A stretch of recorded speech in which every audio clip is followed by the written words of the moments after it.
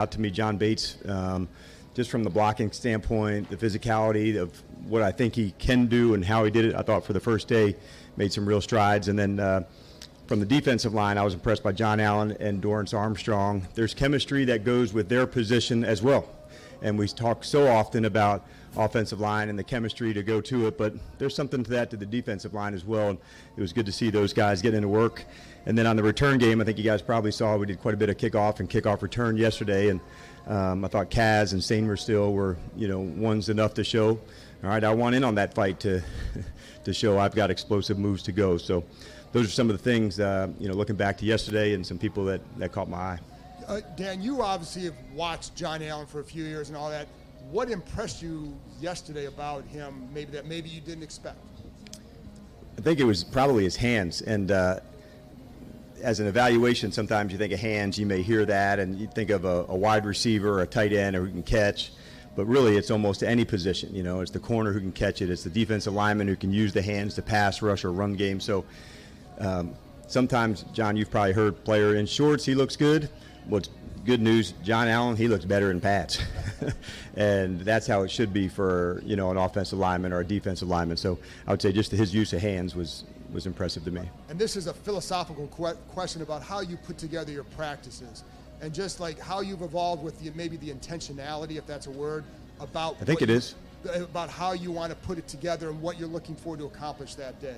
Yeah, and so you've seen me, bring the team up together some before, we get into the practice, and usually that's about, to re-emphasize, what are the important parts of that practice. We might have a competition today that is second down and it just leads to what the next one is. We have some 2-minute at the end of the game, so just to make sure when we leave practice that day, those periods were emphasized to say, hey, this was something that we really wanted to nail. You're always working on something, but at each practice there is an emphasis for sure. Dan, you worked with Nick Saban back in the day. When he said what he said about Sainer still after you guys picked him, what did that mean to you? Yeah, I learned a lot from Nick, and one of them was about the evaluation. And he was a really good evaluator. I think that speaks to the success he's had through college as well, like the ability to identify players and develop them. So to hear his opinion on Mike, knowing firsthand of what he looked like and how to play, that meant a lot. And obviously, you guys are rotating players in. Just I don't even know if you count a first team or a second team, but just guys moving around. That said, on the offensive line, it looks like Tyler and Sam have been kind of the mainstays, and everything else around them is moving around. Is that a fair way to sort of assess what the line is right now? I'd say it's fair with those two. I think Nick's into that space some. Now, sometimes we do move people, to different positions. Nick's, plays some center, so there is a lot of moving parts that go around, and so it'll settle eventually. But the important part is like the evaluation of right tackle to left tackle. Can I play center? It's just all of its information. So we intentionally move people into different spots for the evaluation purpose of where they're at. How have after, we'll say a week, how have the rookies adjusted to what NFL life is like in a camp? Yeah, and I think it's kind of a little bit individual, Chick, and the reason I say that is I could tell some guys were tight where they don't want to make a mistake. You see that where somebody's really wanting to do right, and in fact, you want them to play fast, make the mistake, and how fast, can you correct it and go back. So there's that balance for that. But by and large, there's not a lot of mental errors from these guys, Chick. So they do know it. They've put the work in. Now we're going to keep encouraging them to push it to max speed to see where they can take it. But overall, as a class, they've really put in good work. I like the bond that they've had. And for the players, they've got some really good mentors as well. These you're not going to see a lot of hazing and that kind of stuff. These are not pledges. They're little brothers that they're bringing along to help us win. And that's the only reason any of us are here. And so I wanted to make sure I was very clear about that. Hey, Dan. Zach Ertz said yesterday that he's never seen Cliff Kingsbury so happy and maybe refreshed. And, have you kind of noticed that? And how's that communication relationship going so far? Yeah, it's been excellent for me to have guys like Cliff and Anthony, who's also sat in the chair and, maybe pass along something. This is what I saw. This is, an idea or something that may have come up. So guys like that have had, that experience has been super valuable for me. Seeing around the corners and, being ahead of things. And so the communication with Cliff has been really good. Hey, Dan. Emmanuel Forbes said the biggest jump he's made has been his mental side. How can you tell specifically, especially at a position like corner, when a guy's mental side has evolved and is in a good spot? Yeah, that's a good one, isn't it? Because that position, you better have confidence. And if you're out on the freeways, there's going to be speed and there's going to be plays. So knowing that you can get right back, you know, if a play happened and it was allowed, how quickly can I get back to play the next play?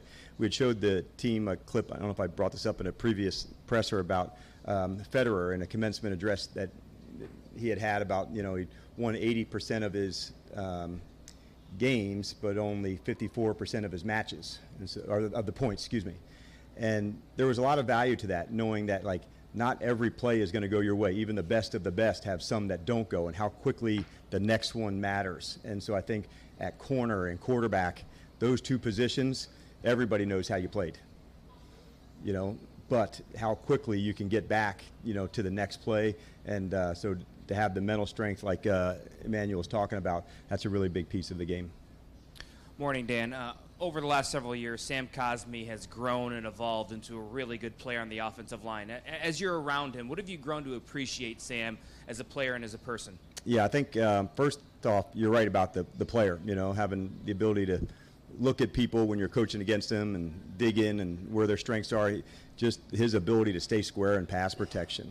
He doesn't turn, makes it, you know, doesn't give up the edges. So, and then I think for the size of him, his initial quickness off the ball. So he just seems ideally suited at guard. I thought that was the right move to put him to there, and he's really hitting his strides. Good morning, Coach. Good morning. Any new developments or expectations today at practice for Johnny Newton? Yes, you will see Johnny will work into some practice periods today, into the team period, so that's like the next part of his ramp up as we're going to go through. So we're really excited to get him start working back into the team aspect of it, and they're going to be excited to see him. He's a really good player. Good morning, Coach. Good morning. Can you share a bit about what you're seeing so far from the wide receivers? Yeah, I would say a couple of things. Specifically yesterday, you know, we've been working hard at when the second play begins, you know, quarterback's outside the pocket to go. And one player specifically caught my eye yesterday was Diami. And when that second play happens, how hard you have to run to go and make that next play, knowing it may not come to you, but over and over and over again, Candy, to have that kind of speed to go, that really impressed me with Diami yesterday. So we're tracking everybody, how many targets, how many plays, and the more we get into practice, the more competitions. As we get later into camp, you'll see some one-on-one. So all of this is part of that ramp up to do that. And but yesterday, that was one of the things I was impressed on scramble plays when the quarterback gets outside the pocket.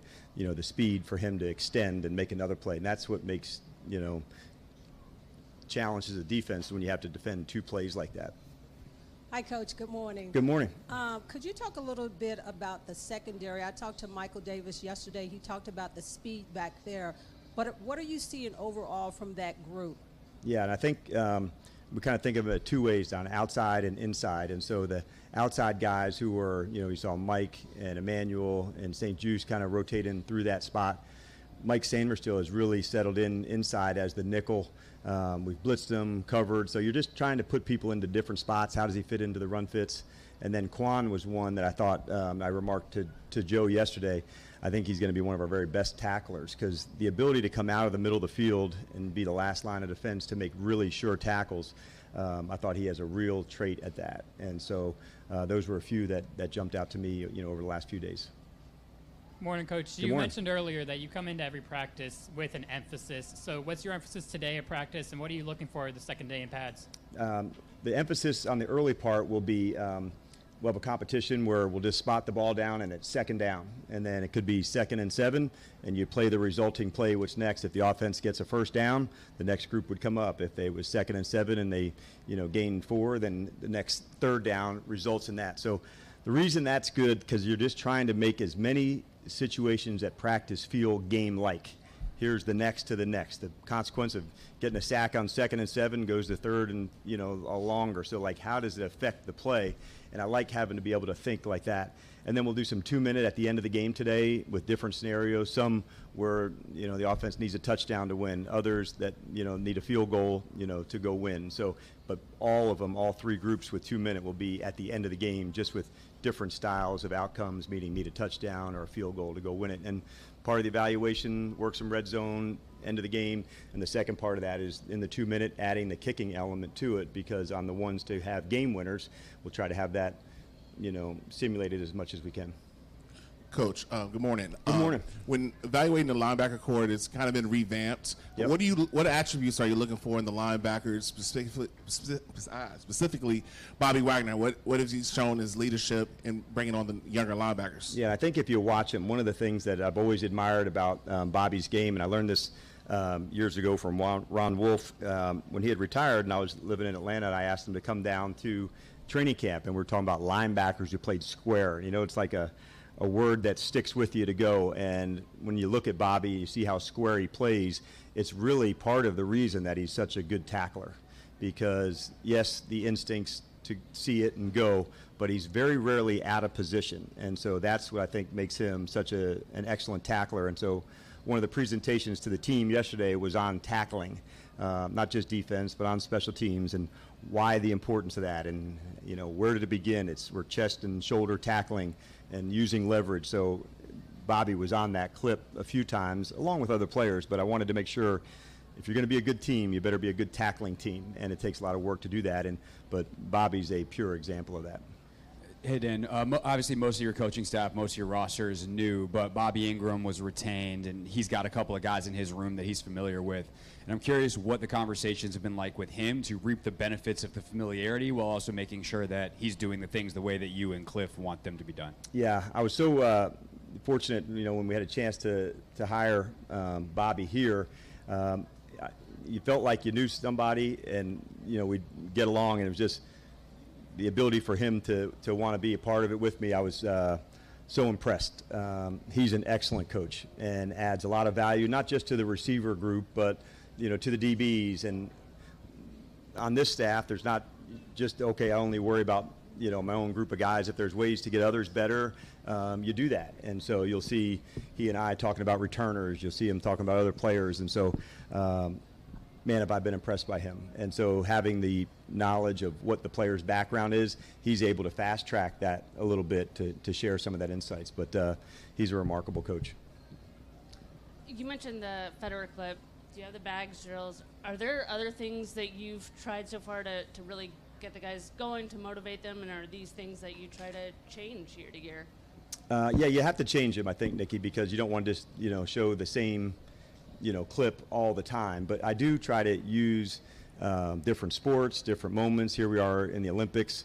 So there are useful things from other sports that we can bring into our own. And so whether that was an analogy I used, like sparring versus fighting, what's the difference, and what does a sparring session look like? And so showing video of that's not the same as a fighting, or a boxing match or a UFC fight. Sparring is in control. And so, yeah, I do use other sports, other things, just to get another message or teaching point across. You have a few guys, I think at least a couple, and Sander Still, Luke McCaffrey, who are started at different positions and have become really good players at totally different ones. Do you value that more? How do you view that change in their trajectory? Yeah, I do value it. I don't know if I value it more, but I do value it because there's extra things that they can do. And so I also look to players now who've got background at other positions, and can they have another dimension to their game? So, for instance, OZ had started his college career as a running back, so I know he knows how to take a handoff and work to that. So when you think of a roster, you're trying to find as many people that have multiple roles. Can he be the wideout and a fourth or fifth running back? So you're just always adding value if you can do that. Now, it doesn't mean everybody can, but if there's a chance that you have value to add at another spot, then it's worth doing. I have a Jaden question. In college, he would extend plays a lot, and sometimes he would hit explosive plays. Sometimes he would take a higher rate of sacks. When he's out here, going through scramble drills like that, is that something you try to coach him to be a little different, or is it, hey, this is who this player is, we'll take the good with the bad, so to say? Yeah, you do want to be able to have the dual threat. It's the finish of the play if he extends it, because you're extending usually to remain a passer first, and so that's where his strength comes in. If he just gets outside the pocket to run, that's a lot easier to defend. So you're outside the pocket, but this player can stay alive and throw on the move. That's where it is. And then as he gets closer to contact, we're going to go over to visit with the Nationals a lot and learn sliding and other important topics down the line. All right, thank you, everybody. Have a great day.